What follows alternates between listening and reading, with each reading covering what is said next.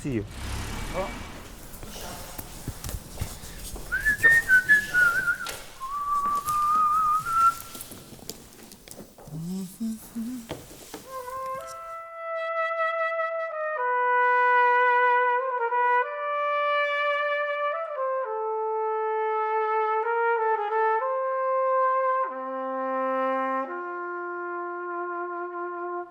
Dear friends, I'm Omar Tomasoni.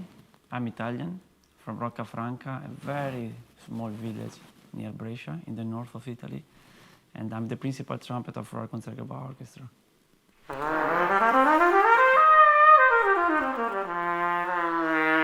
So it always has been a dream for me to be principal trumpet. Since I was a kid, it was the thing I wanted to do. And now I have the chance and the possibility to do with one of the most incredible orchestra. So it's spectacular, of course.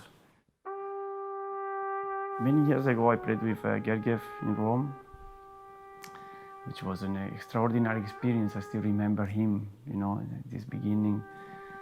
And since then, we became like big friends. And lately, we did a very long tour with a Concertgebouw with this symphony. So we played 12 or 13 concerts.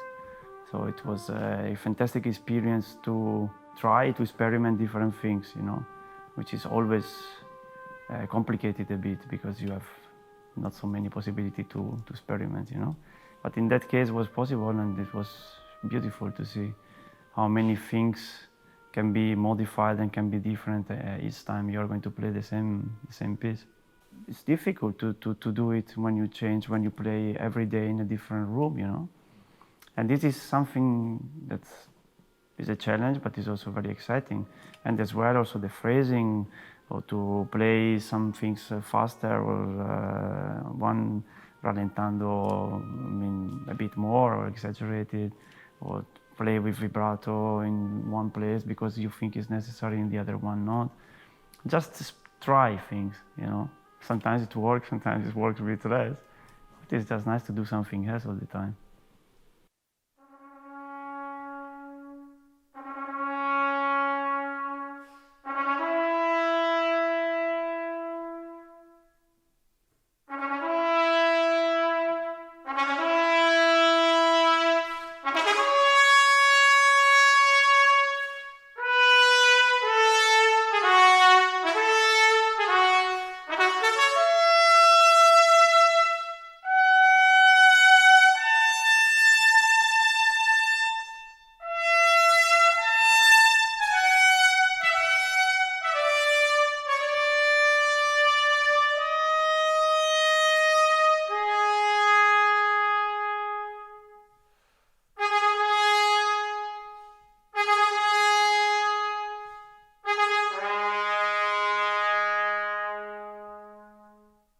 Specifically for this Mahler 5, what I really try to look and to find, which I also have been criticized in the United States because some people didn't like it, is to actually find, to make this beginning also as musical as possible. It's true, there is a march, it's a funeral march, etc., etc. So it's true, there is not so much music, but actually what is written, if you really look into, if you really listen, there is a lot of music in this beginning. It's not only 5 notes in a row, or 4 notes in a row.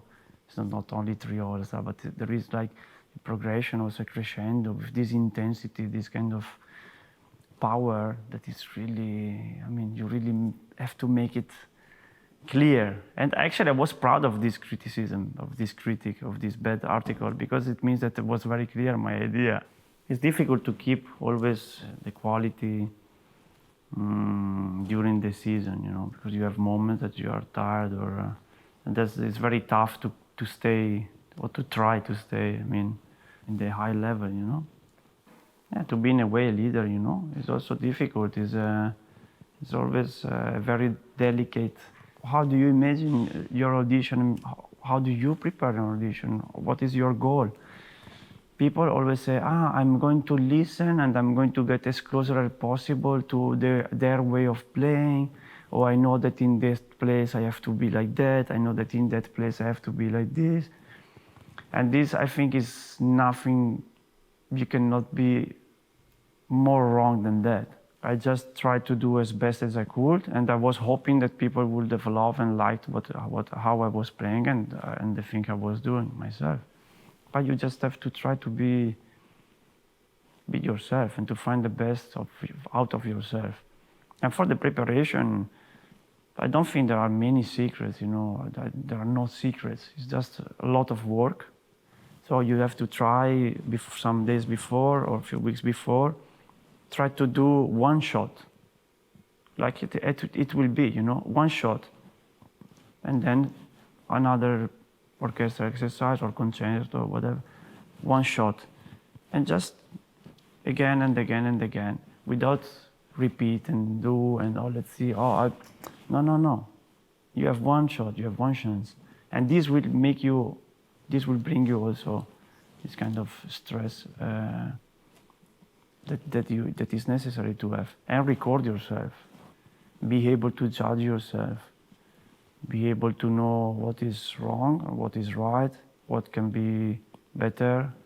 And just do audition, just do things that you really care of, that you really want to win. You know, many times people say, I just went there because I wanted to try. Man, you don't try. What do you try? If you do it, you have to do it because you really want that. Trying, I mean, yeah. I don't know, I don't like to lose time.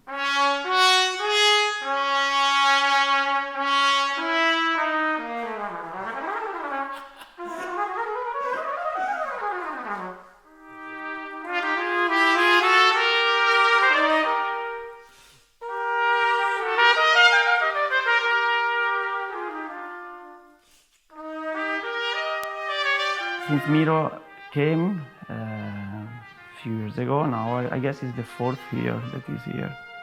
It changed many things to me because, first of all, our friendship is something special that not many people, I think, have. And it's funny because we combine the profession, of course, but we also combine love, but we are also challenging each other every day, you know.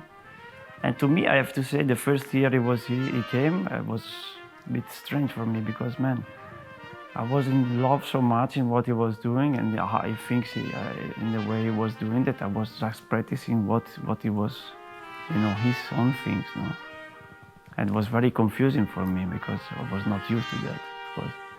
But I really wanted to get as close as possible to that, you know, to this unarticulated, to this soft way of playing, also in the high register stuff. I just wanted to get as close as possible. So I practiced like crazy.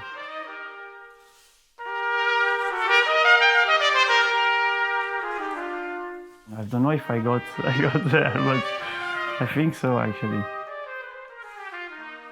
So for me, it was really, it's every day inspiring to have the chance, the possibility to be next to him. Actually, we have a lot of fun when we play together.